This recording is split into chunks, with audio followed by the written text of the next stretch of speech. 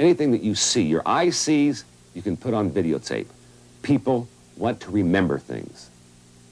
I didn't want to work full-time, so I knew that if I was going to work part-time, the best thing to do was to own my own business because I could determine my own hours somewhat. You have to go when people call you. At first, everybody thinks you're crazy when you say, well, I'm going to start my own business.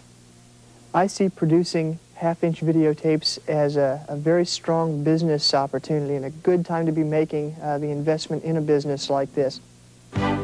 Those are 4 real-life stories. People who've discovered how easy it is to make a good income with a small investment. And a simple desire to be successful in their own video business. The video market is busting loose.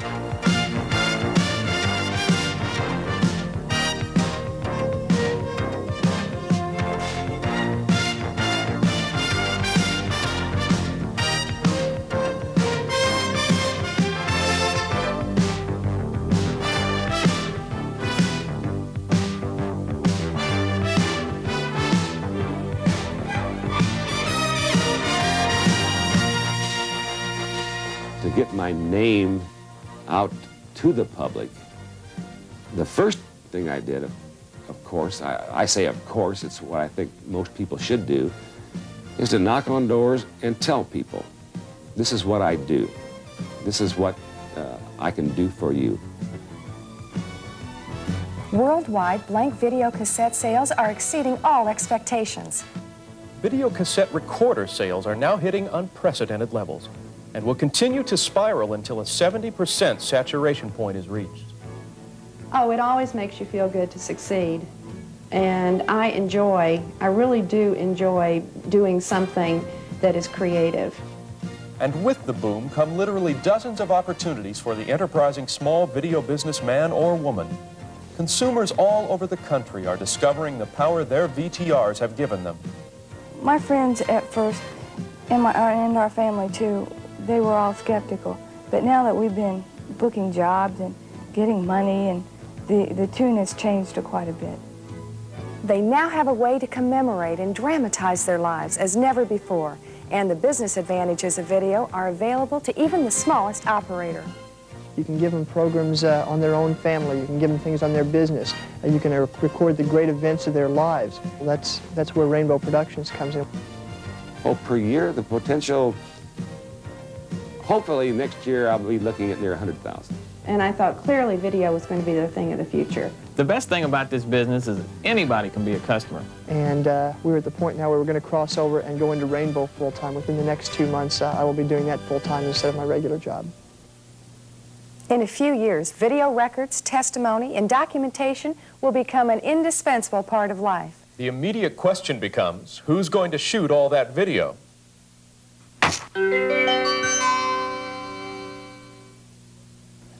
Now, the characters you'll be seeing throughout this show are not always real. However, the situations they portray are accurate. Many times we've used actors and actresses in order to speed up our teaching process and your learning process. Like Ann there. It might appear that she's shooting in her own backyard, recording some scenes for the family album, or just practicing with her camera. Well, she's not. In this show, she's actually portraying a video enthusiast turned thriving businesswoman. And what she's shooting is video real estate. You see, this house is for sale, and Ann Thompson there is videotaping it in its entirety, inside and out, for a local real estate company who will show the tape to prospective buyers. Ann's interest in video prompted her to go into business for herself, providing a valuable and cost-efficient service to real estate companies. Ann now offers several local real estate firms the ability to screen several properties with prospective buyers without ever leaving the realtor's office. It not only cuts down the running around time for the real estate agent and the local buyer, it's also an invaluable tool for prospective out-of-town buyers who can pre-screen houses they may be interested in without leaving their present homes. This program will show you how, with your own portable video equipment and the basic knowledge to operate it, you can help yourself in some personal business matters. And if you choose to, help others in some commercial business matters. For a profit, of course. If you already have a basic video package, you're practically in business, just like Ann over there. Later, we'll be talking to Ann about her business of shooting for the real estate business. But before you consider making a commercial business out of shooting professional services, you might want to practice shooting some personal business right in your own home. This is Wally. Right now, Wally lives here, but he and his family are moving. So to assure himself and his insurance company, if the need should arise, that everything here will arrive at his new home in its present condition, Wally is shooting a video inventory of his personal and household possessions. Insurance experts tell us most people can't name or describe every item they own. Furthermore, psychologists tell us that recollection often fades after the trauma of theft, fire, or other loss. That makes matters even worse. Consider the possible loss of personal or business property due to a burglary, or worse, a tornado, earthquake, a flood, or fire. Even if you could remember most of the major items you possessed, would you be able to remember their size, their color, their serial numbers? Could you describe a fine piece of jewelry, such as this pocket watch, accurately enough for a fair appraisal value for replacement? Of course not. Let's follow Wally through the basics of shooting his household inventory. Our insurance experts tell us that Wally's procedure would satisfy the most demanding of insurance adjusters in providing an accurate document of his property and personal belongings. As in any video production, there is no substitute for pre-planning or pre-production. Wally began his pre-production by taking a simple, logical walking tour of his property and home, aided by a household inventory worksheet, which was provided by his local moving company. Wally spent less than an hour pre-producing his inventory shoot. He estimated it would take him, along with the help of his wife, between 3 and 4 hours to actually shoot his video inventory. Based on that, he made certain that he had enough videotape stock and planned to do his shoot on a Saturday morning. On shooting day, Wally created a rough title board with a magic marker and a piece of typing paper.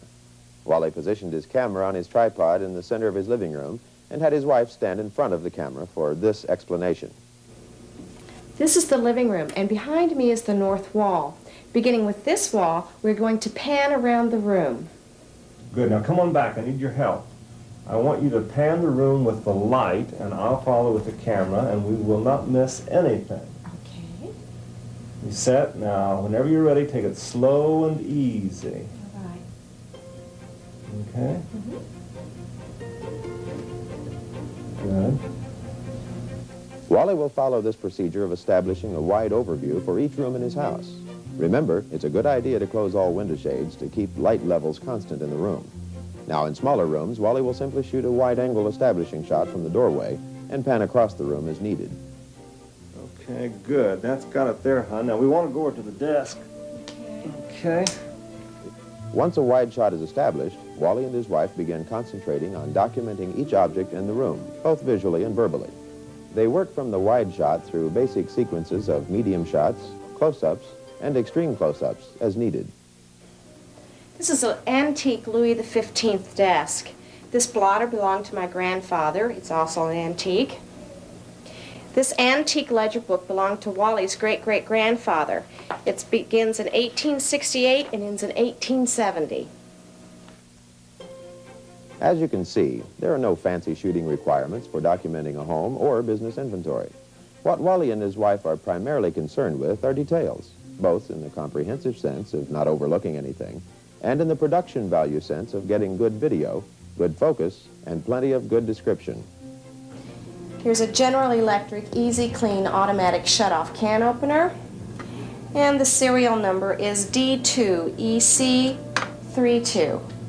Okay, I think we need to get that blender while we're here. Okay. Here's a Hamilton Beach 14-speed solid-state blender. And the serial number is F563049. Okay, good. Got it. Okay. Okay, I'm going to finish that now. Let's check those drawers in case we missed anything in here. Okay. Don't overlook the contents of containers you may be shooting. Wally's grandfather's pocket watch is a valuable possession. Oh, your grandfather's antique watch, Oh, hon. yeah. Oh, hold it. Let me get a close-up of that, all right? And an appraiser's ability to determine its actual market value may well depend on your use of a macro lens to capture each detail. Planning ahead, Wally remembered to have the contents of his bank lockbox on hand. Bring the lockbox in and our documents. To document important papers such as insurance policies, wills, stocks and bonds, or whatever, Wally places the documents on a flat surface and uses 2 lights placed at 45-degree angles from either side to light them evenly. The camera position obviously depends on how much detail you are interested in capturing. don't forget important dates, costs, and signatures. As you can see, video is a totally accurate way to identify and store the record of each piece of a home or business inventory. And it's much quicker than trying to accomplish the same thing with pencil and paper. Much more economical than trying to record everything with still photography. And a valuable service to literally everybody who owns anything. On the home documentation tapings, we normally go in and like to set up in each room in the house, and we'll completely tape the entire 360-degree scan, and then we will go back and on all the important pieces come in for close-ups and more detailed shots. We are taping at the home of Ralph and Mary Smith for insurance documentation.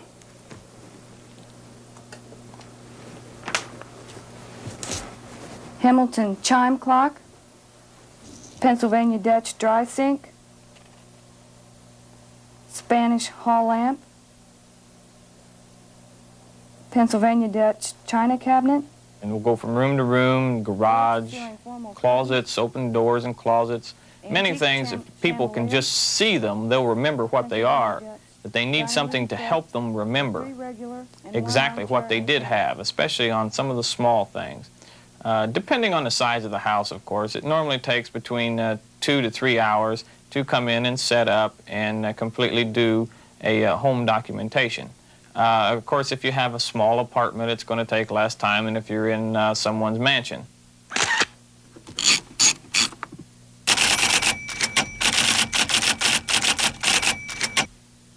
VC 2000 Video Market Memo, RE, your video inventory market.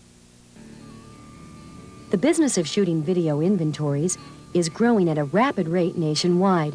It offers home video producers a perfect opportunity to recover the costs of their video equipment or to establish an ongoing profitable business.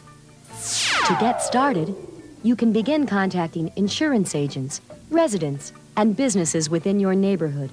Contact them directly or by advertising through direct mail, a local or neighborhood newspaper, or a neighborhood association's periodical publication. Also, consider using public notice bulletin boards, such as those in grocery stores and other retail establishments. Offer the service of videotaping the contents of homes, offices, and warehouses to substantiate insurance claims. And don't forget to sell the real benefits of a video inventory, being the most accurate and a permanent record of all your customers' belongings. Hello, yes, I'm calling about the video inventory that I saw in the paper. Well, could you possibly come out today? Oh, sure, I'll be home all day, and I'll look forward to... Plan to spend between 3 and 5 hours shooting each video inventory, and plan on delivering a 1.5 to 2 hour edited video cassette to each of your clients. It's also a good idea to have yourself or whoever is shooting for you become bonded, which ensures your clients against any loss or damage caused by you or your representatives. Basic equipment.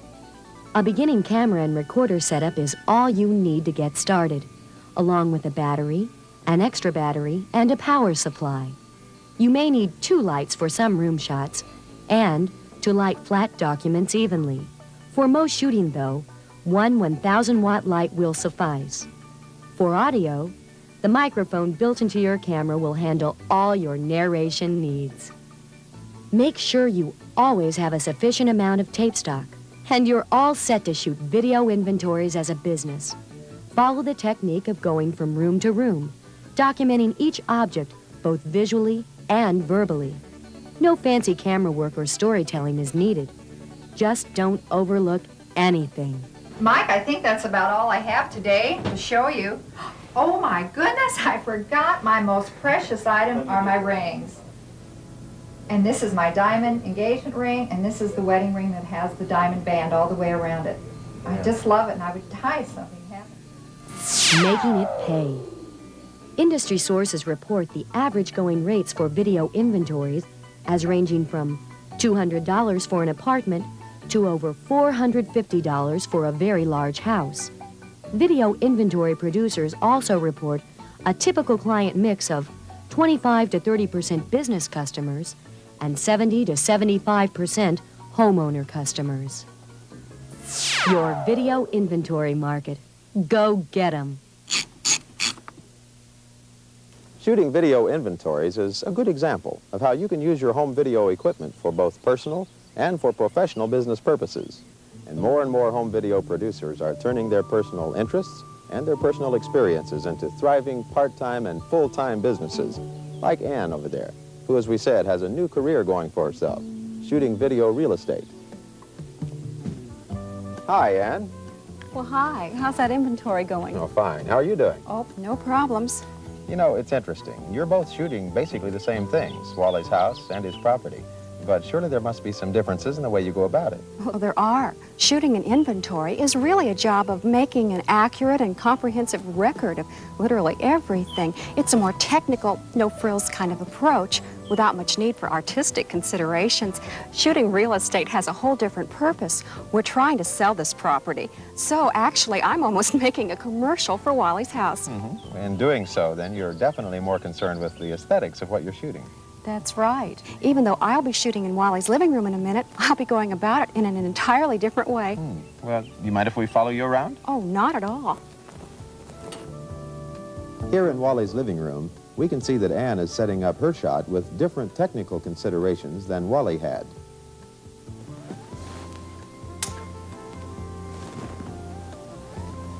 In this room, I've gelled the windows to balance the outside light with the interior light.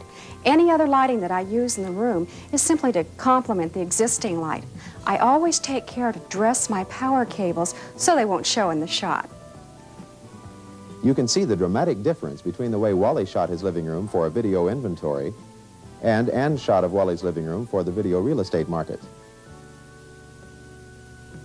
Ann's service offers both the real estate broker and the prospective buyers an opportunity to examine the exterior and interior of homes and to be selective in deciding which homes they wish to visit in person. In pre-production, Ann basically plans the same home tour that Wally did for his video inventory. She plans wide establishing shots, medium shots, and close-ups of structural details. She's much more critical in planning her camera angles and in her lighting considerations, such as the best time of day to shoot exteriors. And Ann doesn't just shoot the house and property itself. She develops a basic sequence story that also shows the areas around the house, the block, and the neighborhood. Ann describes each scene for reference. She literally uses her audio track as an electronic notebook. From that, she writes a pleasant narrative monologue and re-records her final audio track over her edited videotape. I have a format in my mind for how I'm going to shoot someone's house. I will drive into the neighborhood in a car and show both sides of the street and let people see what the neighborhood looks like. I'll show an establishing shot of the front of the house. I will enter through the front door, shoot the living room, any fine features the living room has, move into the kitchen, show the appliances, etc. If you've got something formatted out in your mind, you can shoot to a script and you can accomplish a lot of that in-camera editing and save yourself a lot of time and a lot of cost in post-production.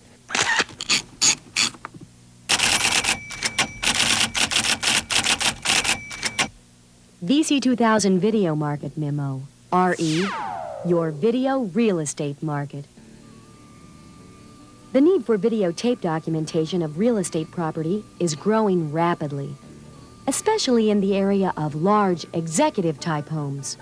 Cost efficiencies to both the real estate broker and especially out-of-town buyers are enormous, highly valued by the real estate industry. Video shopping is the way to go, and home video is the way to get there.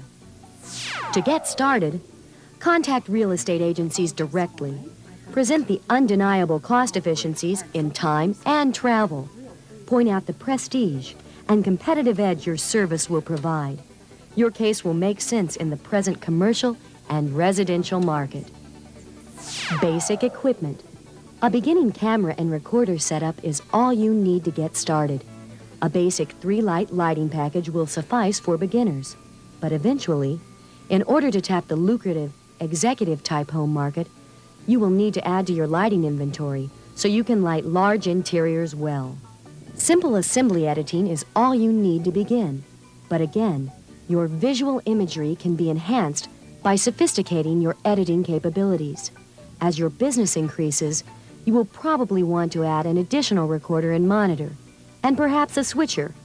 After you've edited your video, add your pre-scripted audio voice track. You're in business. Making it pay. Real estate industry sources report that charging a $300 rate is not out of line for conducting several 3 to 5 minute video home tours. How many you can shoot in one day will obviously depend on the locations themselves. $50 to $75 per home isn't excessive, though, if your client is selling six-figure homes. Stay in touch with your local real estate agencies. Repeat business from 2 or 3 good clients is the key to success in this business. Your real estate video market. Go get 'em.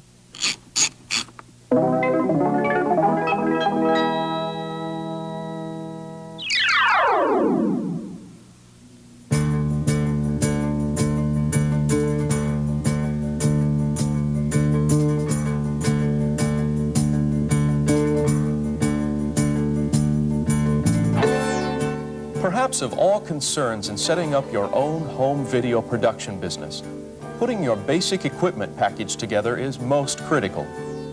Jim Bamberger, president of BamCam Video Incorporated, puts the video gear he has to good use for his theatrical, legal, and family album clientele. To break in, you can start with only a camera and recorder and work out of your home to keep overhead next to nothing.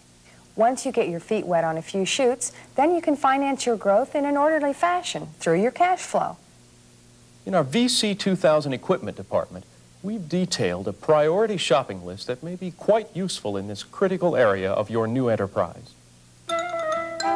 As America's first video camera club, one of VC 2000's main concerns is the tools the home producer needs to produce with.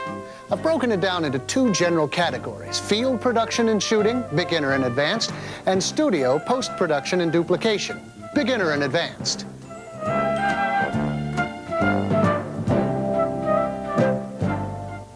Of the 10 or so professional-style home cameras on the market, you should look in the $1,000 to $5,000 range. But there are a few camera features I feel are a must on your beginning camera. First, a variable speed power zoom lens with a macro focus ability.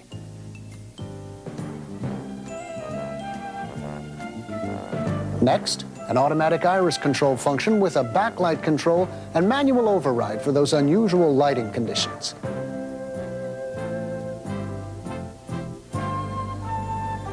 A flexible electronic viewfinder with function display. And headset input for instant playback. A function for white balance, black balance, or both.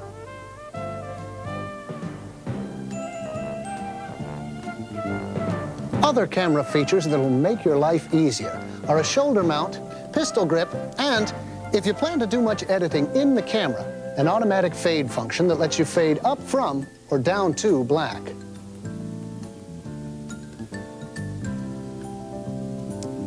Professional production begins and ends with good, steady shots. All cameras have a tripod mount plate, and you should make use of it. Get yourself a sturdy tripod with dependable smooth action head for smooth pans and tilts. Whatever you spend to get it, it's well worth the money. But what's going to make the real dollar difference in your camera are the electronics. The better the electronics, the better the signal-to-noise ratio, and the higher the picture resolution. Of course, state-of-the-art design will bring newer innovations. On that note, before we leave cameras, the future really belongs to the one-piece camera recorders, like this prototype is specially designed for these VC 2000 programs. But for now, shop around and find the camera you feel most comfortable in using. That's the main thing. And once you find a model you like, team it up with a portable recorder of equal quality, durability, and of course, compatibility.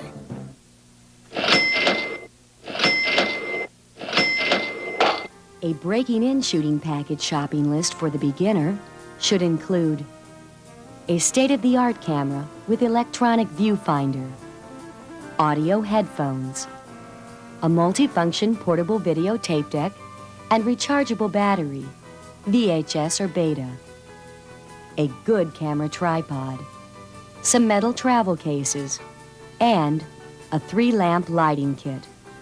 Your beginning shooting package. It all adds up to a good start.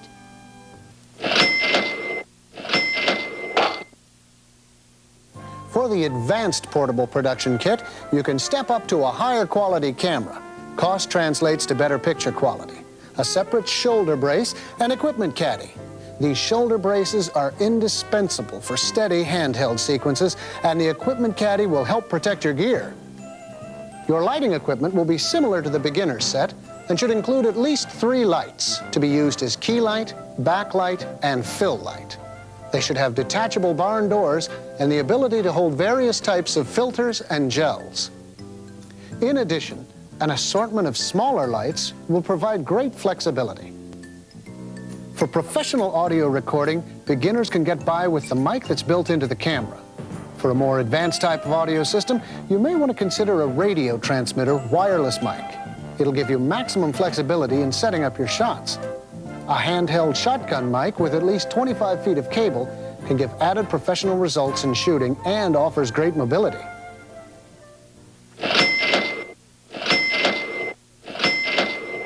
Your shooting equipment shopping list for an advanced package might include an industrial quality color camera, a professional tripod, a camera shoulder mount, a 4-head tape deck and battery, VHS or Beta, a portable color monitor and battery, a professional audio package, including headphones, a wireless microphone system, and a shotgun microphone with hand boom.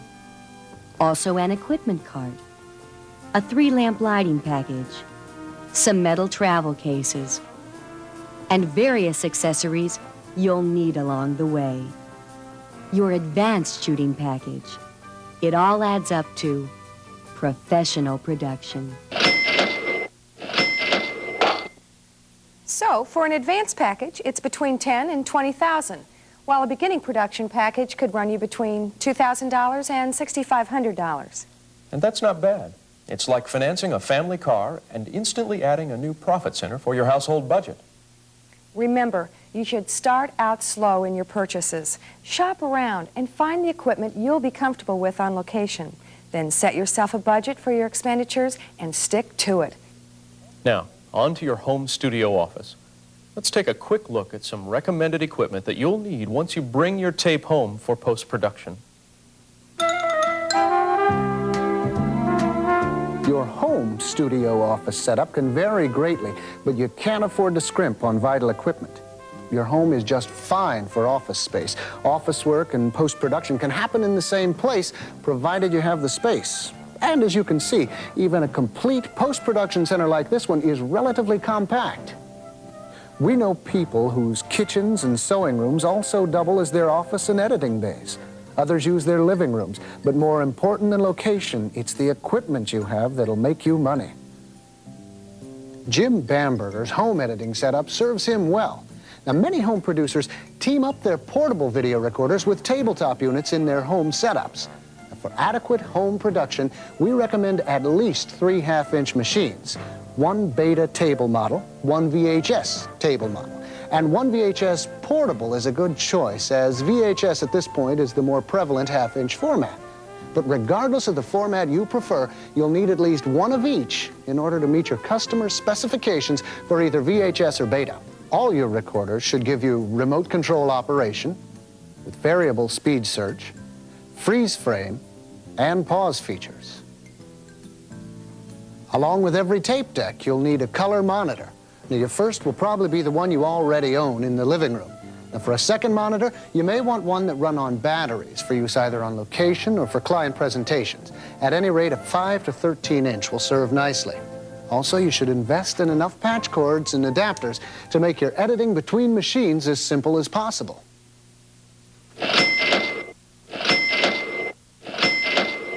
Your studio equipment shopping list for a beginning package might include 2 studio recorders, VHS or Beta, 2 color portable monitors, workbench or desk, shelving for tape storage, and various cables and adapters.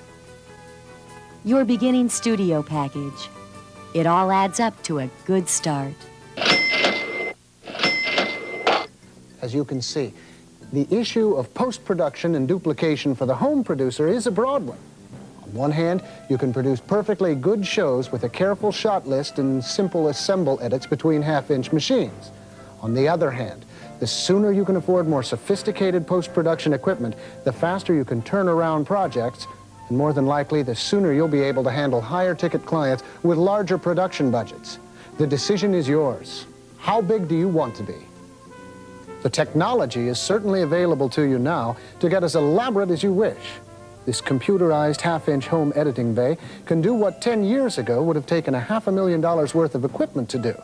Today, it fits easily on a desktop and lends maximum precision to any edit job. Here's a quick look at some equipment that can upgrade and enhance your capabilities to produce higher quality productions and handle a larger amount of post-production and duplication work. A tape eraser lets you turn scrap tape and work reels into reusable stock in just seconds. A simple distribution amp will help prohibit a loss of video and audio information when you gang a number of decks together to dub from a master. A good stereo system with cassette tape deck, turntable, and low-cost mixer will enable you to sweeten your soundtracks and give a more professional touch to your productions. In your home studio setup, you may also want to include an art stand for shooting stills and title cards. Breaking in is not that hard, really. Work out of your home office studio, get an answering service, make some studied equipment purchase decisions, and you're on your way to being a successful entrepreneur in an enviable profession.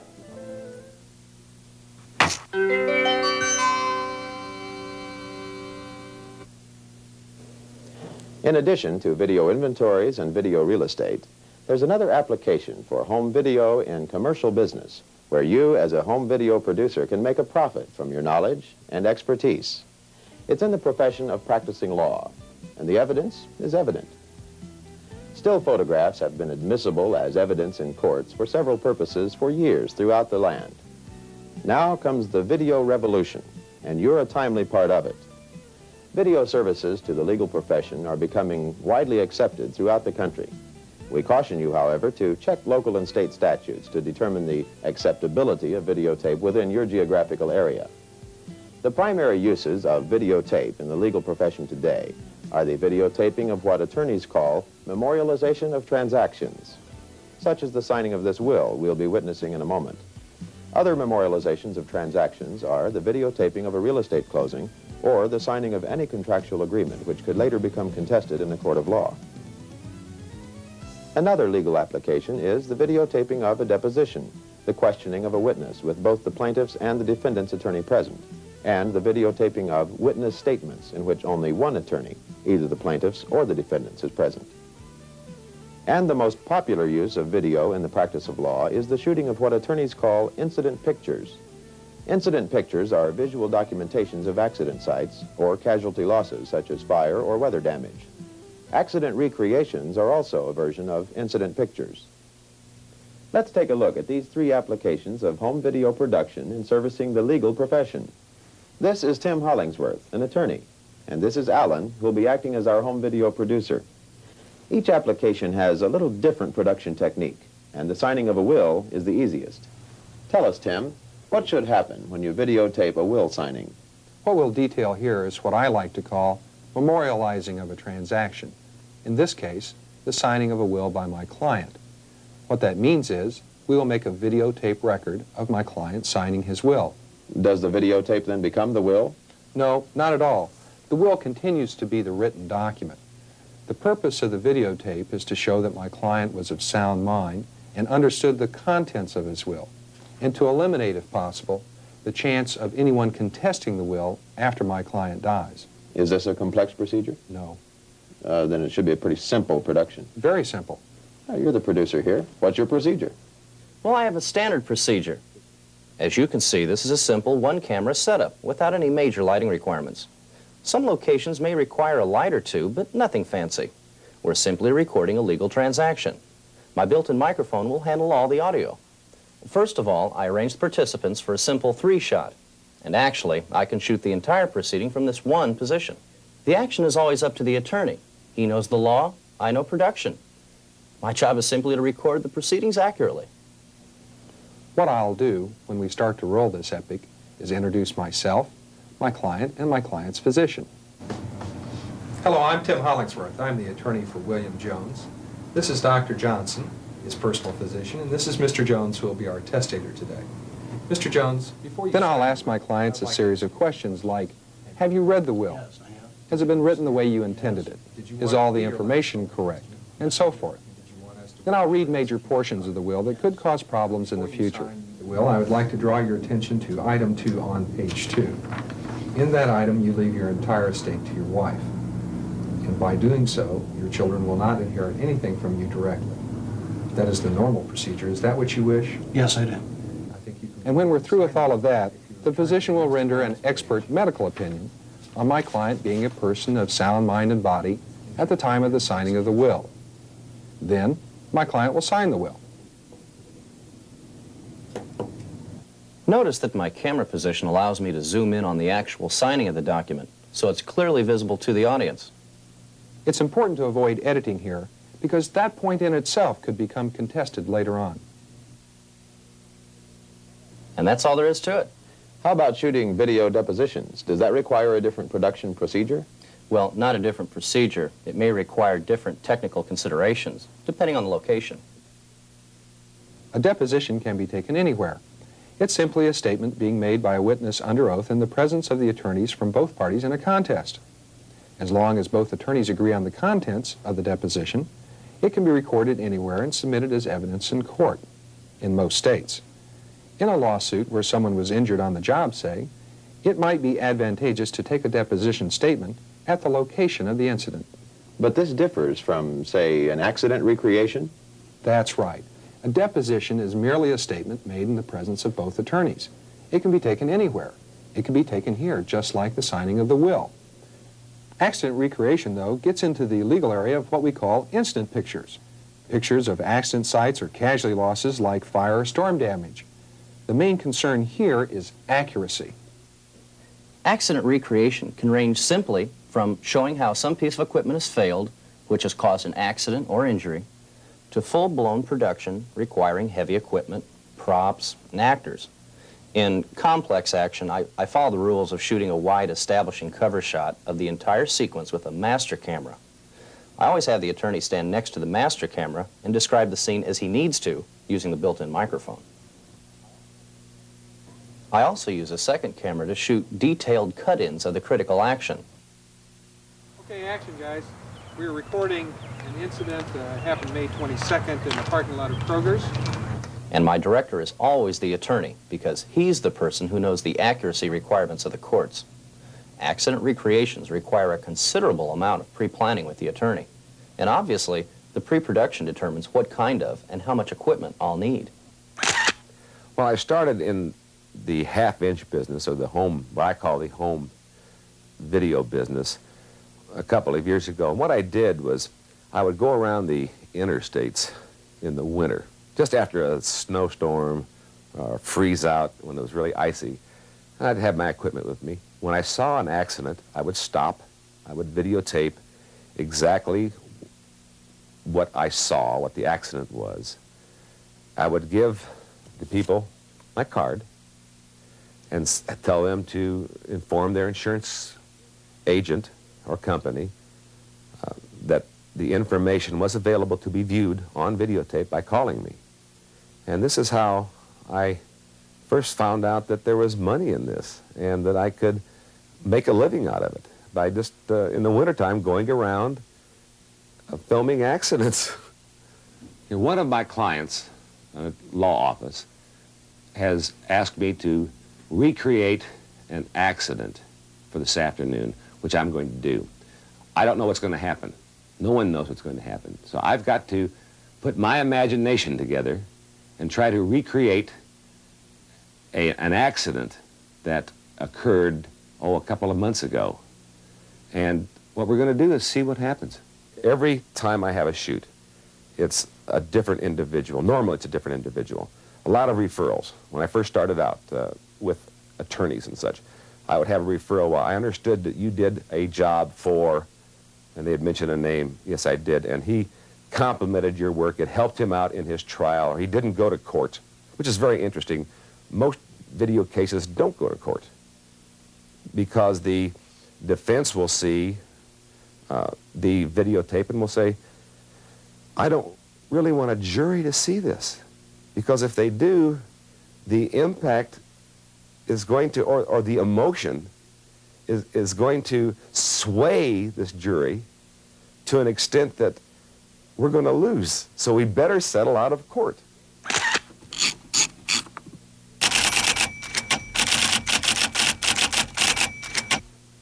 BC 2000 Video Market Memo, RE, your legal services video market. In many states around the country, videotape is replacing the use of still photographs as admissible evidence, but not in all of them. A simple check with your bar association will get you going in this lucrative market. To get started, contact local law firms and offer to provide them with your valuable service. The Yellow Pages is a good place to start. Yes, Tim Hollingsworth, please. Yes, I was calling to find out if I could possibly set up some arrangements for videotaping. Sell the use of videotape as a more comprehensive medium than still photographs. Its ability to capture accurate detail, to show action, and to audibly describe important information to supplement the video presentation. Basic equipment. Shooting legal services video is basically very elementary, requiring a minimum of equipment, which can make it a highly profitable business of home video producers. A basic camera, recorder monitor setup will do. Shooting incident pictures will sometimes require additional equipment depending on the complexity of the recreation. For instance, a 2-camera setup. Let your clients advise you regarding the complexity of what you will be shooting. Making it pay. Industry sources report that video producers are charging from $75 to $150 fees for videotaping memorializations of transactions and depositions nationwide. Likewise, producers are charging $500 to $800 day rates for videotaping incident pictures and accident recreations, depending on their complexity. And don't forget to charge for mileage at 30 cents per mile for any traveling you may need to do outside of your local area. Your best bet for controlling your own timetable and being cost-efficient is to deal with large law firms where several attorneys may need your services on a continuing basis. Your legal services video market. Go get 'em.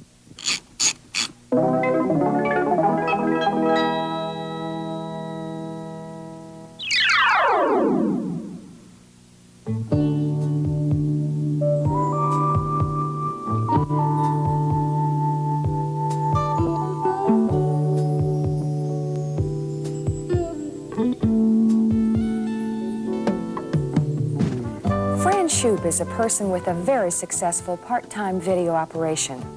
Using a portion of her kitchen as her duplication and editing base, she concentrates on taping amateur sports events and individual athletes for their training purposes, and now is making strides in the business training, insurance, and wedding markets as well.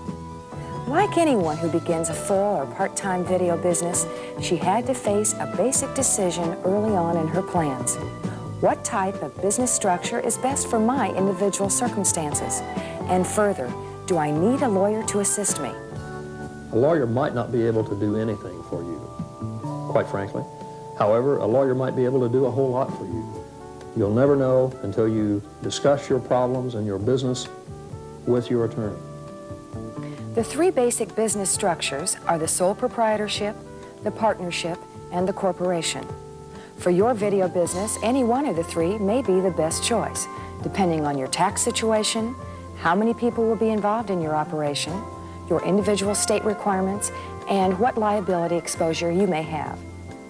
I did a lot of studying. I called the IRS, and they were very helpful. They sent me all sorts of materials on how to form a business, whether you want to incorporate, whether you want to be a sole proprietor. I obviously wanted the greatest tax advantage possible. And so my husband helped me with this a great deal because he knows a lot more about financial management than I do. And we decided for our income bracket to become a sole proprietor was the best way to go. There isn't much you have to do just to begin business as a sole proprietor. A sole proprietorship is an individual doing business for himself, by himself, and generally under his own name or a company name. You may have licensing requirements in your state or your local jurisdiction. Generally, a partnership and a corporation are more complicated, not only from the standpoint of creating the legal entity, but the types, for instance, of tax returns that have to be filed each year. Probably there are two common reasons that people opt for a partnership. Oftentimes what you want to do is too complicated for one individual to handle. You might have a friend or a business associate or someone who you would want to become associated with in your project, and you might ask him if he would like to be your partner. And then the two of you can work together and divide the profits of your business. Another reason to operate as a partnership oftentimes, again, is money. You as an individual may not have the resources to do what you want to do in your business. You may need to bring other people into your business in order to raise the money, to buy the equipment, to set up shop. I think forming a corporation is a thing that should be done with the assistance of counsel. A corporation is a legal person. It's like a person in all respects as far as doing business, but it is a legal entity. A corporate entity, though, provides a liability shelter for the shareholders or the people who are operating the business. That, I think, is generally the most important reason for incorporating. You can see there are a number of variables to consider. You may not need a lawyer. But we at VC 2000 recommend you strongly consider it, particularly if your business structure will be a partnership or corporation. Setting up a business is not expensive or difficult. It simply needs to be done right so you can get on with what you're in business for, making money shooting video. And as Fran discovered, one of the easiest ways to get started is in the large market of amateur sports.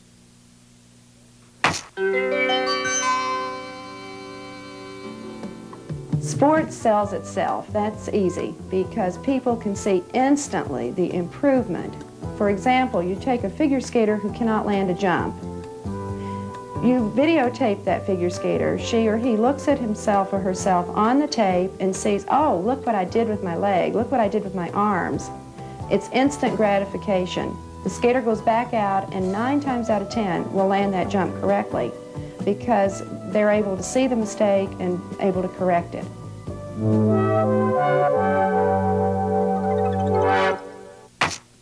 This is Perry Smith. He's one of the home video producers who's going to be showing us how to shoot sports.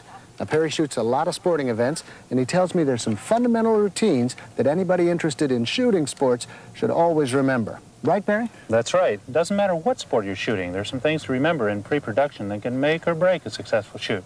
Like what? Well, some of this may sound elementary. In fact, they're such simple things they can be easily forgotten. I use this checklist to make sure I'm not overlooking anything. This list tells me where the event is being played, what time it starts, how I get there, how much travel time I need, and how much setup time I need, which, of course, depends on what I'm shooting.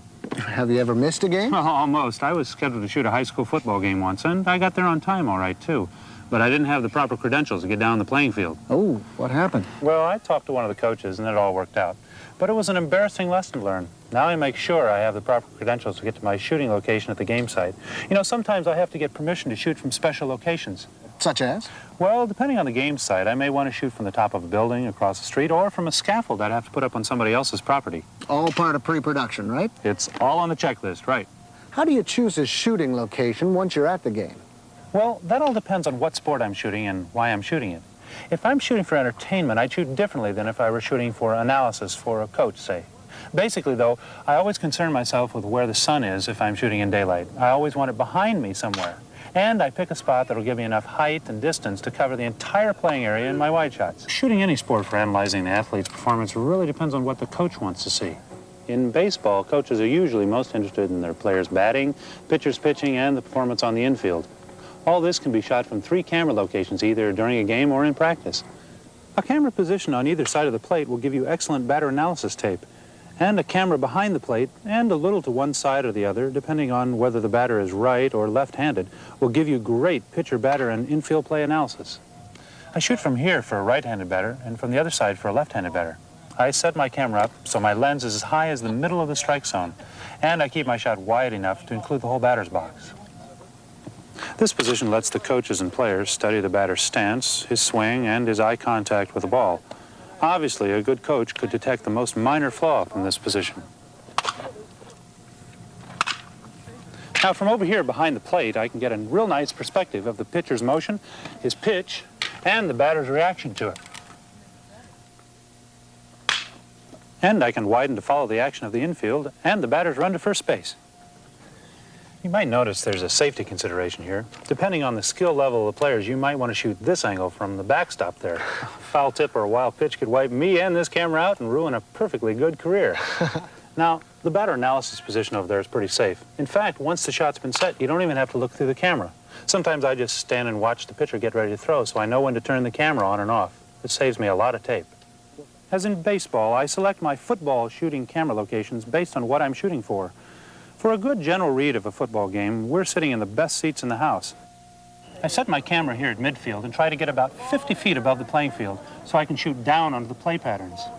Yeah, and I noticed the sun is behind us, too. That's right. You don't want to shoot from the east side of a field at an afternoon game. From here, I can cover all the action without having to worry about burn from the sun.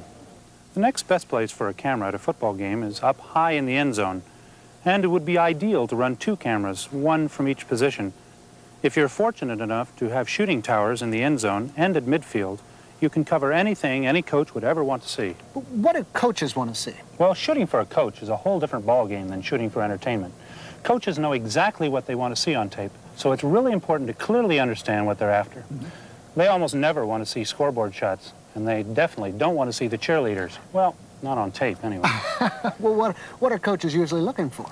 They're usually interested in shooting their own offense and their own defense. Let's shoot this scrimmage down here, and I'll show you what I mean from my camera's point of view. Great. When I'm shooting an offensive running play, I start my camera while the team's on its way to the line of scrimmage. I compose the shot to include as many offensive players as possible, and I keep the ball carriers at the back edge of my frame. Then, as the play action starts, I try to keep the ball carrier in the center of the frame. If the runner breaks away, I'll let him get up to the leading edge of the frame as I pan, because if anybody's going to catch him, they'll be coming from behind. On passing plays, I keep the passer at the edge of the frame and stay wide enough to show his pass protection. When he throws the ball, I stay on him just long enough to make sure he isn't going to get sacked. Then I pan down the field to the receiver. I don't try to follow the ball in the air. The same is true on punts and kicks. I shoot the kicker, then pan to the area where the ball will come down. Coaches want to see players, not footballs. When I'm shooting the defense, I try to include as many defensive players as possible. The coaches usually want to see how their defense is reacting, which means they aren't really interested in what the offense is doing. On defensive pass coverage, I stay wide and shoot the target area where the ball is being thrown. That way, on an interception, the coaches can see how their defense picks up their blocking assignments once the ball's been caught. The essence of any athletic competition is the inner man, the individual effort. Learn to find the story within the story. Learn to capture the ecstasy and the agony of victory and defeat. Play the isolated concentration of the athlete against the roar of the crowd. Use cut-ins and cutaways to tell the inner story of competition. Remember that 2 teams on a football field are really 22 very real human beings engaged in an intense drama of conflict. Theirs are the stories worth finding and telling. They are the human drama. And that's the real story of sports.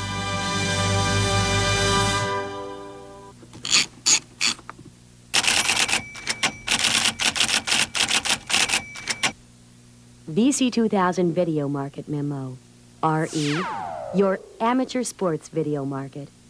Sports are a big part of American life. From Pee Wee football to soccer. From business leagues and teams to Olympic hopefuls. There are hundreds of individuals, teams, and events to fill your shooting calendar all year long in every part of the country. Animal hobbyists are a great market too, from dogs, cats, and parakeets to horse enthusiasts. There are shows, fairs, and competitions of every description. Capturing these moments of glory are an opportunity you can't ignore. To get started, simply get the word out as widely and cheaply as possible. Advertising, direct mail, and telephone soliciting all make sense because the market's so broad. Establish a reputation, and they'll be coming to you. Basic equipment. A simple camera recorder will get you started. Down the line, you may consider multi-camera shooting. Lighting and sound requirements will vary. Advanced editing capability will certainly increase the value of your productions. Making it pay. The key word is duplication. One parent or pet owner may pay anywhere from $50 to $100 for a copy, but get 10 football parents on the line, and you've turned a Saturday afternoon into a gold mine. Your amateur sports video market. On your mark, get set, go.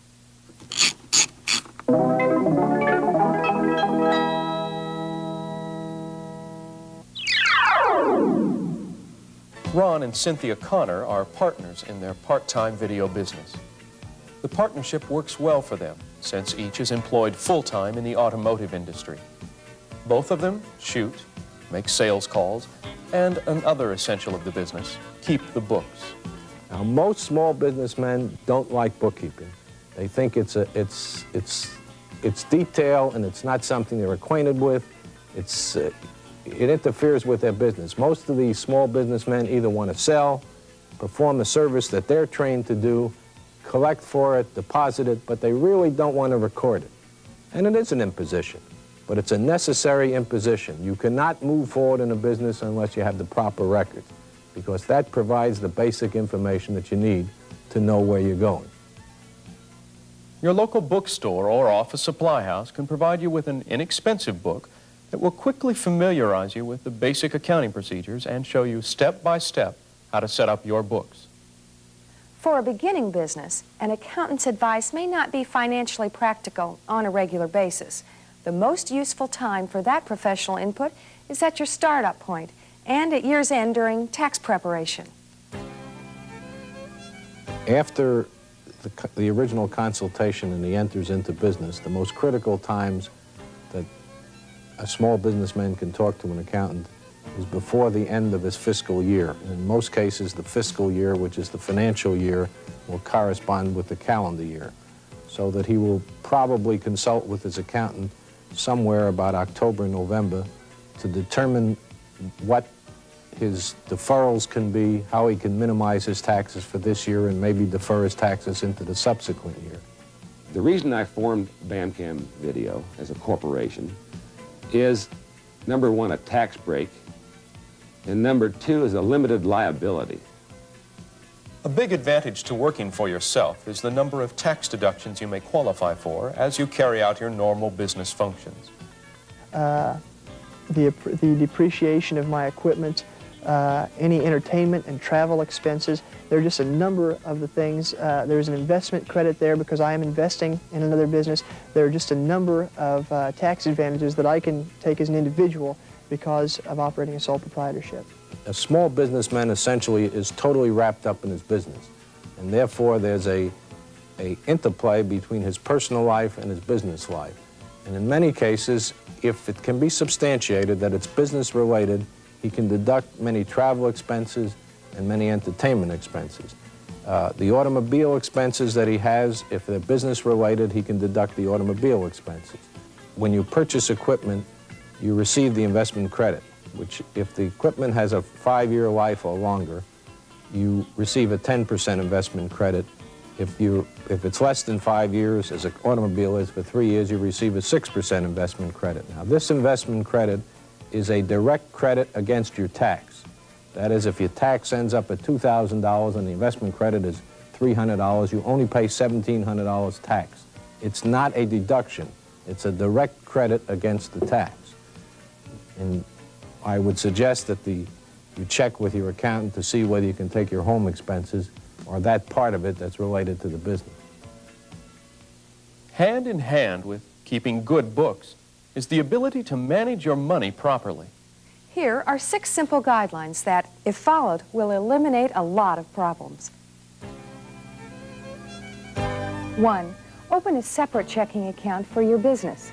This eliminates confusion between your personal expenses and helps you keep track of where your money is going.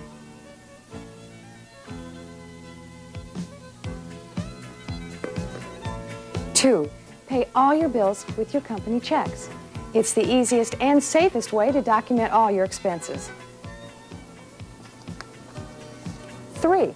Deposit all your business income into the company account. As with expenses, it's the easiest form of documentation. 4. Without fail, balance your company bank account every month. You'll avoid bounce checks, and you'll know exactly where you stand at all times. Thank you. Stay with us. Come again. Thank you. 5. The inevitable. You have a hotel bill that's part business, part personal. What do? It's easy. Pay for the bill from your private account, then add the business amount to your ledger every month. 6. Be sure to keep all bank statements and canceled checks for 3 years, since this is the normal statute of limitations set by the IRS for audits. The most exciting part of your bookkeeping system is issuing invoices. You'll need one for every sale you make. Ron and Cynthia issue a lot of them, based on the wedding memories they record.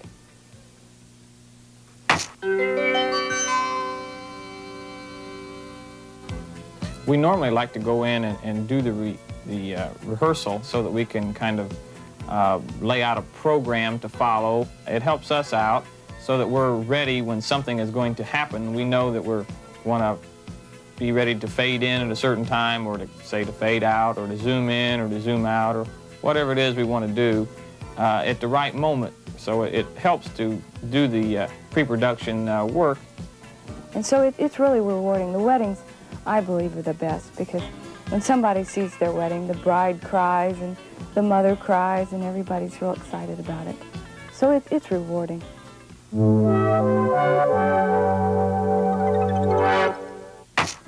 Weddings represent a symbol of love and respect that's profoundly important to us, each to be remembered, relived, and cherished forever.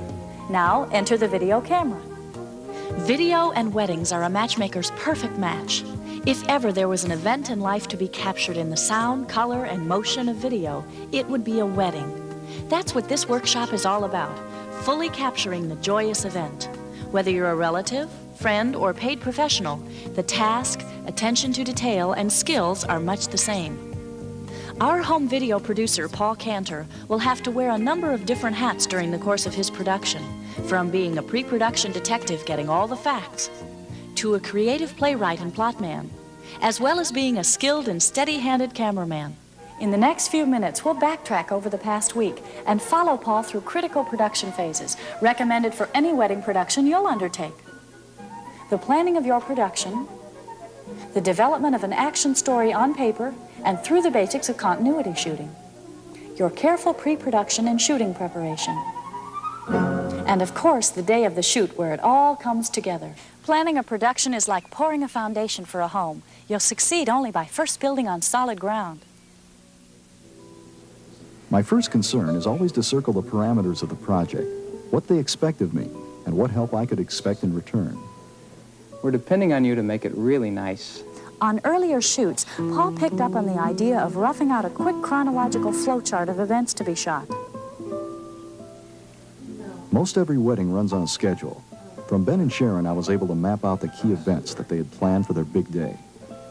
My follow-up questions dealt with where the planned events would be held. Although it may seem obvious, it always pays to ask and be sure. It was important to determine the sequence and times at which the day's events were scheduled. How long is the ceremony?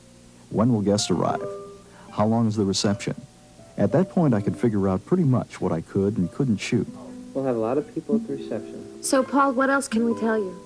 My final question centered around who all would be involved both in front of the camera and behind the scenes. How large is the wedding party? How many in the church service? Who is the minister? Who is running the reception? Paul has found that it's extremely important to be a good communicator. Getting the clearest possible view of what's in the couple's mind is easily as important as running a camera. First, identify events. Then find out the location of events and the sequence of events. Then take note of all the people involved. All weddings are the same. All weddings are different. They're different because each has a unique personal significance to the bride, to her groom, and many others present. See, your action story must be developed around both the general event and the more intimate personal event. And your skill in telling this action story is developed with this: how you use it in your shot selection, how you compose your frame, and how long you let a shot run. To be realistic, when shooting in a church, you'll probably be limited in where you can shoot from. If you're shooting with only one camera and plan on editing in the camera as you shoot, your best bet is to stay close to the action. From here, you can cover the walk down the aisle and hold on a satisfactory side angle for the entire ceremony. Now, if home editing is no problem for you, that is, simple recorder-to-recorder assemble edits, so much the better. Use this same camera angle as your master scene for the entire altar sequence. Now, let's keep on developing this action story. With a second or third camera position for close-ups, we can detail action and emotion.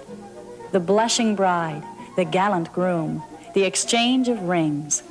These shots are the jewels in your action story development. The time and place to get these cameo shots is directly after the ceremony and before the reception. This style of shooting is called out-of-sequence shooting, and will take some simple assemble editing later, but look how nicely the sequence flows. We can cut into the main action, go back to the wide, and go for a cutaway from the action anytime we want.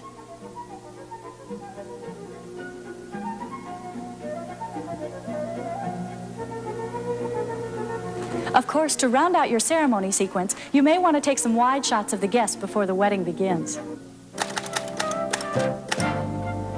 It's a common known fact among honest writers that there are only 7 basic plots.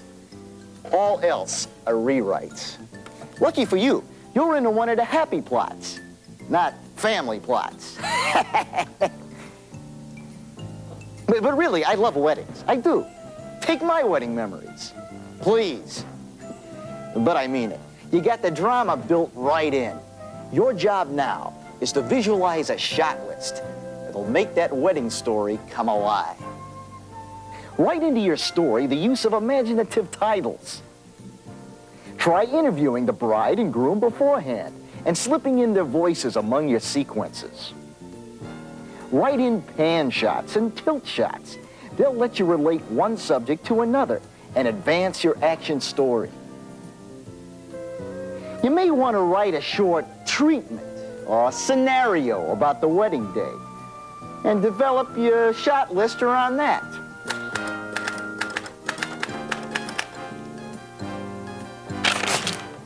You may not.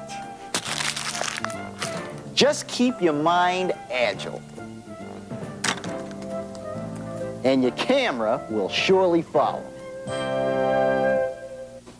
I mentioned before you'll wear a lot of hats in your role as home video producer.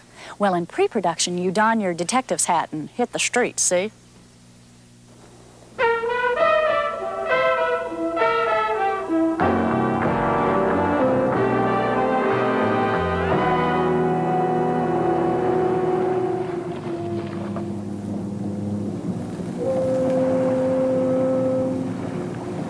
When you're working pre-pro, you don't trust nobody. A guy like me has to see every location with his own eyes. On weddings, large or small, pre-production's what's going to make you a hero or a bum, see? First, a checklist. Make a separate sheet for each of your locations. Addresses, shoot time, name of your contact, and a phone number should be at the top. Next, contact your contacts. Could be the minister, could be the hotel manager, could be anybody, see? Tell them who you are or what you're up to, and that you need no more than 20 minutes to browse around. When you pull up at each location, note the parking facilities, entries and exits to the building for loading and unloading equipment. When you meet your contact, give him your card if you have one and get one of his. Then get down to business. First, electrical power. A wall plug's conveniently located to where you might be shooting. You may need extension cords or plugs of the 3-prong variety. You may need adapters. Next, lighting. What's available? Overheads, windows, floor lamps. Keep in mind extra lights you may bring will need extension cords and may blow fuses.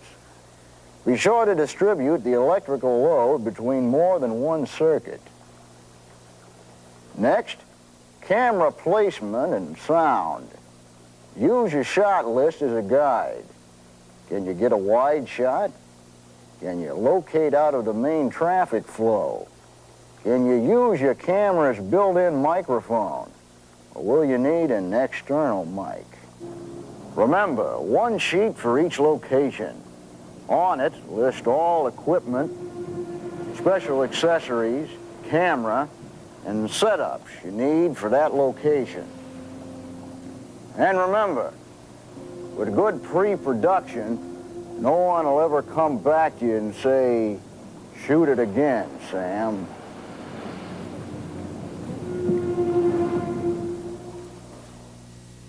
Based on Paul's pre-production work on the Daniels wedding, he's decided to try borrowing an extra camera, recorder, and wireless microphone setup from a friend. You can see, pre-production skills are really worth developing. From attending the rehearsal to scouting your locations, it's the only way to guarantee you'll be at the right place at the right time with the right equipment. Just remember, who, what, where, why, when. When? Which reminds me, it's after 12 noon. According to Paul's shooting schedule, he should be getting underway. Let's follow him and see how he put it all together.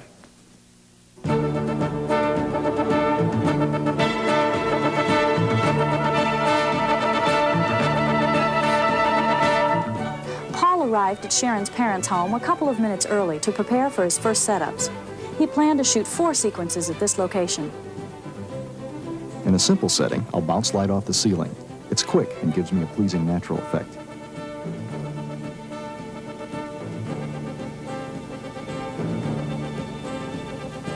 Sharon looked beautiful, though she was a bit nervous.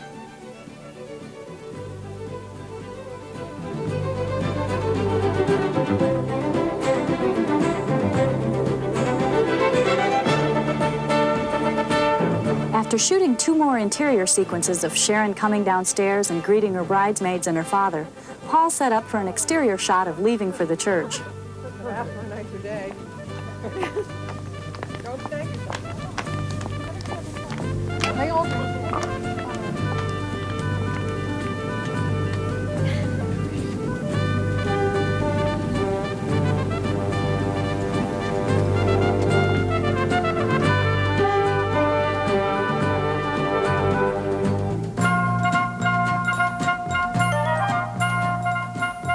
Once he arrived at the church and parked in a specially reserved parking space close to the side entrance, Paul set up a wide shot at the guest registry. My plan was to leapfrog my 2 cameras. Here my number 2 camera will cover the guests arriving.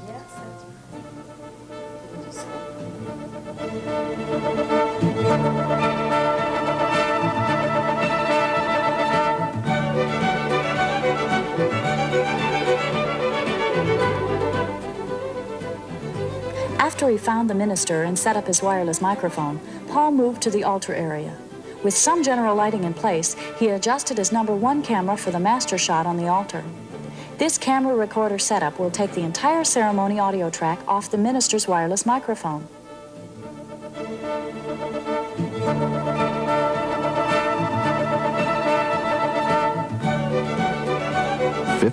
minutes to go. I checked my battery levels on camera number 2 setup and went portable to catch some candid shots of the groom and best man.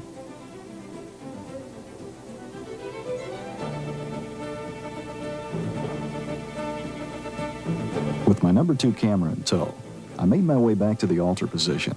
Everything looked fine, so I put camera number 1 in record and simply let it run through the entire ceremony.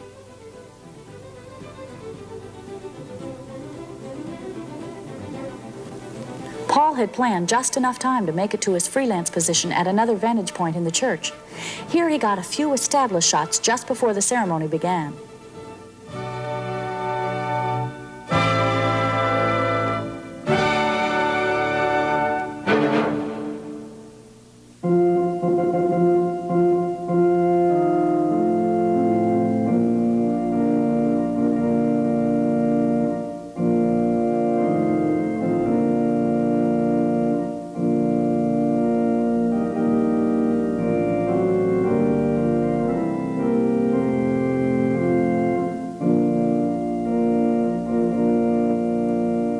Dearly beloved, we are assembled in the sight of God to join together this man and this woman in the bonds of marriage. Who giveth this woman to be married to this man? Her mother and I. Action, reaction.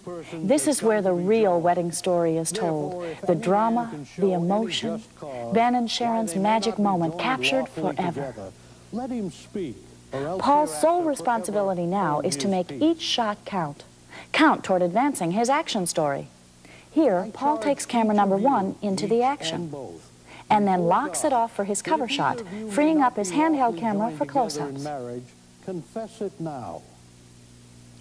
Do you, Benjamin Douglas, take this woman to be thy wedded wife, and pledge to love, honor, cherish, and sustain her in sickness and in health, so long as you both shall live? I do. Do you, Sharon Patricia, take this man to be thy wedded husband and pledge to love, honor, cherish, and sustain him in sickness and in health so long as you both shall live? I do.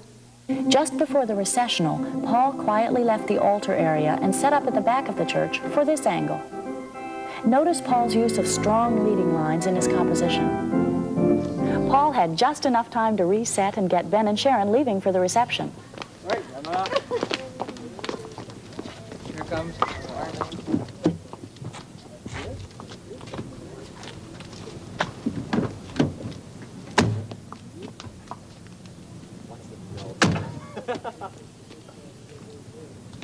Well, needless to say, it was a beautiful ceremony. Everything went just perfectly.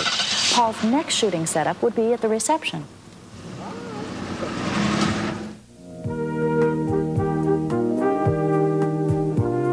Once the bride and groom arrived, Paul concentrated on the traditional reception activities.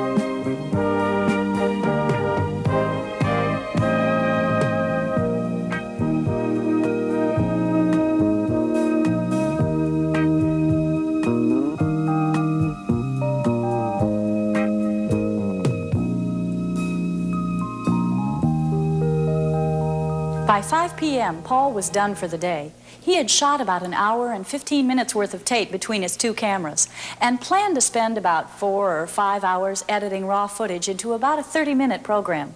Hopefully, this will be Ben and Sharon's first and only wedding, but probably not so for Paul, and maybe not for you. Shooting wedding memories can be a most rewarding experience for the home video producer. Just watch and see in this carefully researched VC 2000 video market memo.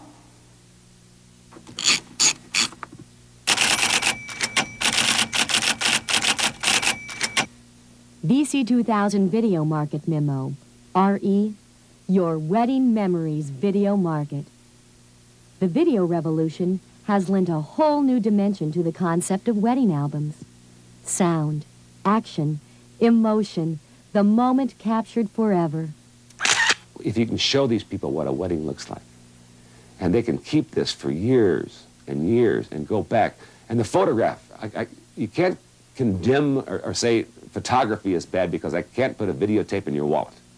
But I can put a videotape on your TV set and show a complete wedding. You've got your audio, you've got your sound, you've got your tears, you've got the emotion and the build-up that a photograph can never give you. This booming market is too big to ignore.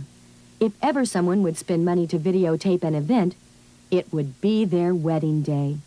Even those who don't have a playback VCR are buying tapes for future enjoyment. Everybody is a customer. They don't have to own a VCR.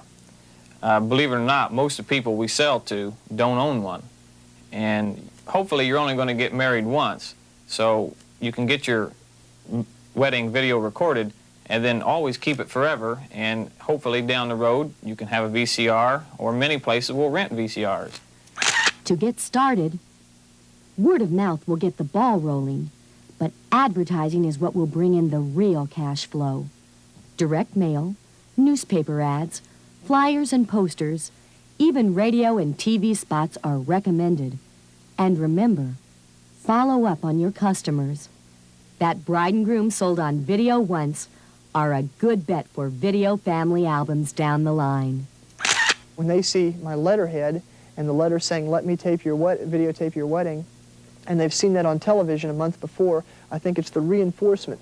The newspaper ads reinforced with the television ads, reinforced with the direct mail, begins a pyramiding effect, and I think we're going to get an awful lot of business through our marketing concepts. Basic equipment. This can vary. Your competition is greater in this market.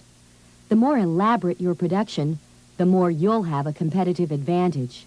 Advanced lighting, sound, and editing equipment may yield a better tape and higher price per show.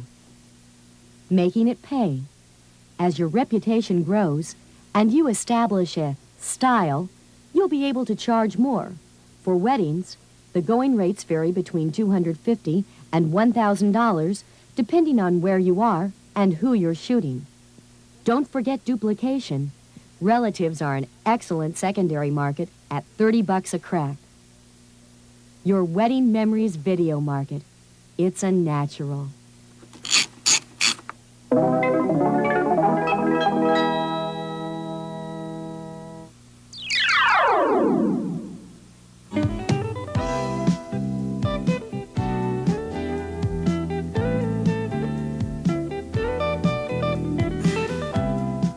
Carefully choosing your equipment and setting up the fundamentals of business will place you in a position for success. But the key to success is selling. By targeting your markets, direct client contact, advertising, pricing your services, and of course, the professional attitude you take to each job. Whether it's something as exciting as a television pilot all the way to a wedding, I want people to think that I'm very concerned with what their finished product looks like. The bride is so nervous on the day of her wedding, and I want to be nervous right along there with her. One of the best at selling his business is Joe Ellsworth. Starting part-time in the wedding and real estate markets, Joe is now in a position to take his company full-time with a complete field crew and equipment capability that includes both half-inch and three-quarter-inch production and a variety of exciting projects. After I purchased my equipment, the next step to do was to let people know I was in the business. A very important part of my marketing is word of mouth. I know people and we all have contacts in the business community. I started calling people like marketing directors. We have a very positive professional image. We're trying to, every production that we do, we want to make first class because every production that we do is an ad for us. Doing a job well will lead to more business. And getting the first ones are easy. Just target your efforts by deciding on the markets you'll start with. You can begin by answering the following questions. 1. What are my equipment capabilities? If you're starting with a minimum equipment package, You'll need to choose jobs that don't require a lot of post-production or specialty location gear. 2. What is my personal skill level? If handling a camera is new to you, start with areas that don't require a lot of fancy shooting. 3. What are my areas of interest? Do you like sports, music, drama, business? Take stock of your own interests. They'll point you to shooting situations that you'll be comfortable with. 4. What will my initial working hours be? You need to be available when the events occur. So, if you're starting out with nights and weekends, go for assignments you can do at those times. I pounded the streets, trying to drum up the initial business, make the initial contacts. You'll need to do the same, and 2 things are essential. First, business cards and company stationery. They're the anchors of a professional appearance. Second, you'll need a demonstration reel to showcase your work. We have a demonstration reel, sampling of our work. We put on it everything from the kind of weddings we do to the PBS productions to corporate presentations to product promotion, a whole variety of things. Once armed with those basics, the fastest and cheapest way to make initial business contacts is through direct selling. Generate a list of people who could use your services. Go to friends, business contacts, newspapers, and the Yellow Pages. Then qualify those leads on the telephone, setting up personal interviews with those who show interest.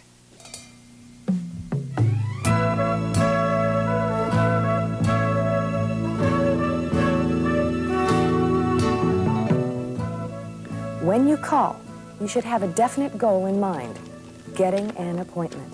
You should be brief, friendly, but businesslike, telling the potential client what it is you do, the benefits of your service, and suggesting a time you could meet. Hi, I'd like to speak to Ellen Hemming, please. Hi, Miss Hemming. My name is Bob Turner, and my company is Video Images. I've been reading in the paper that you're going to be married on the 30th. Congratulations. You see, I'm interested in that because I produce half-inch videotapes, and one of my specialties is weddings. Well, I'm sure you'll be having a still photographer there. Well, yes, I think you should. But I think that video captures the memories in motion and sound, and I'd really appreciate the opportunity of showing you how really dramatic it can be. Well, I'd like to meet with you and your fiancée, your parents if you like, say Wednesday or Thursday between 7 and 8. Sure, Thursday at 8 would be fine. Oh, no, that's okay. I'll come to your house with my portable VTR and show you my samples on your own TV. Mm-hmm. Yeah? Well, could I have your address, please? 1316 Shawnee Way. Fine. Well, thank you very much, Miss Hemmings. I'll see you Thursday at 8 then. Fine. Bye-bye.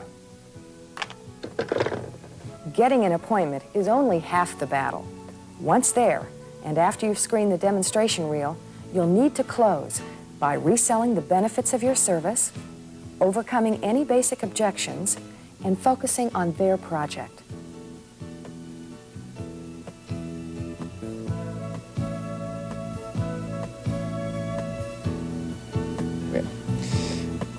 Could you turn that off for me, please?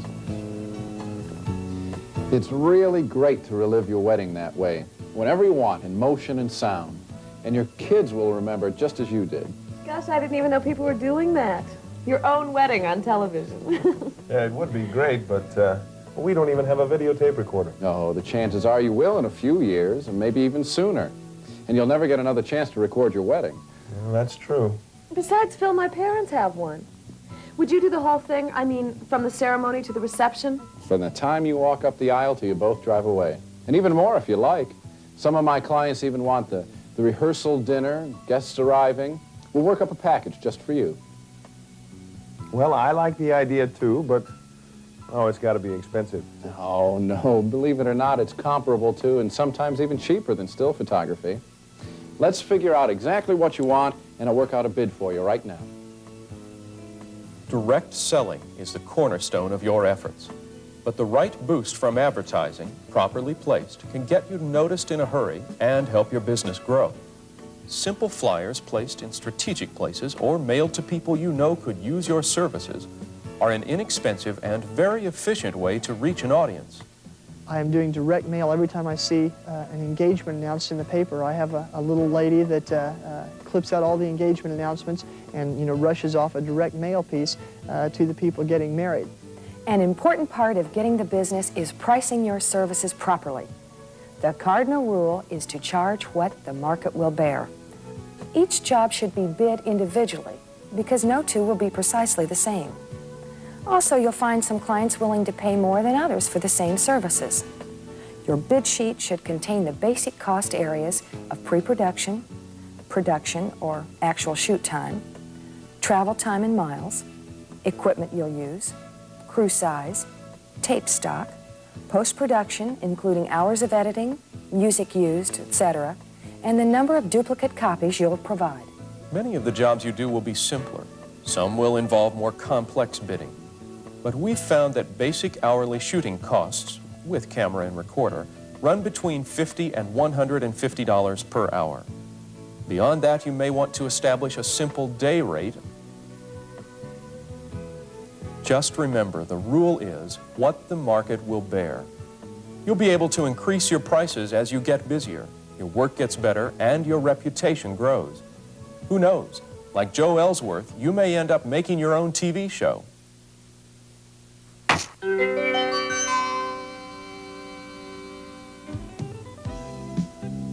Okay, right here I'm logging a number of shots on the Jerry Bomb show, the sketchbook show. I'm going through, selecting my video. The show is kind of instructional, kind of cultural, standard PBS fare. It involves a watercolor artist that goes on location to a variety of exciting and exotic locations. While he's doing this, he will describe how he does his painting so people at home, and it's set up as an instructional series, can sit at home with a palette and watercolors and actually learn to paint along with the artist. That's the concept for the series. We talked about distribution, about funding. We put together one pilot program, and that's where we are right now. We're shooting Jerry Bomb on location in a number of scenes. We'll put this together as a pilot for PBS, and it's hopefully going to turn into a series.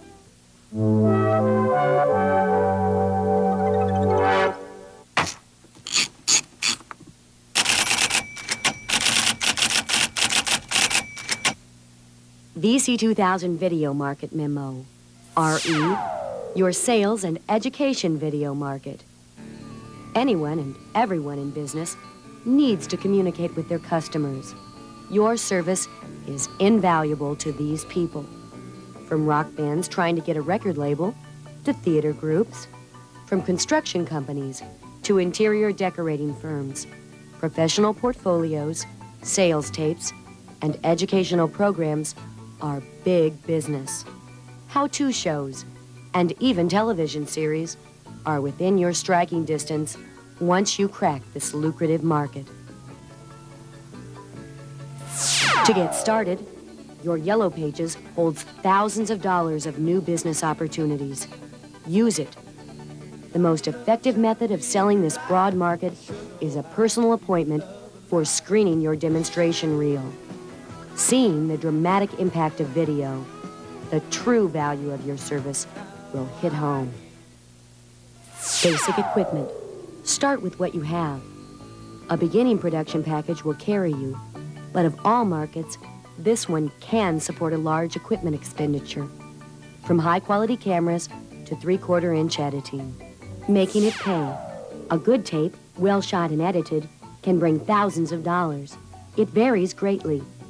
A self-help tape on tennis or golf might be worth only $50. A sales tape for a construction company might bring up to $5 grand. A television series on watercoloring could bring 4 times that. Specific pricing should depend on your time, materials, and what you think you can get. Your sales and education video market. There's room at the top. Remember, To increase business and command a greater income, you need to develop your production capability and skills. In the meantime, jump right in there. People are waiting to pay for what you can do for them right now. It allows me to express myself creatively. It's a good business opportunity. They're on television. That's number one. They get to see themselves on television. They say, you know, I'm on TV. I love it. It's rewarding when you can start from scratch and have your own business and know that you did it basically all by yourself.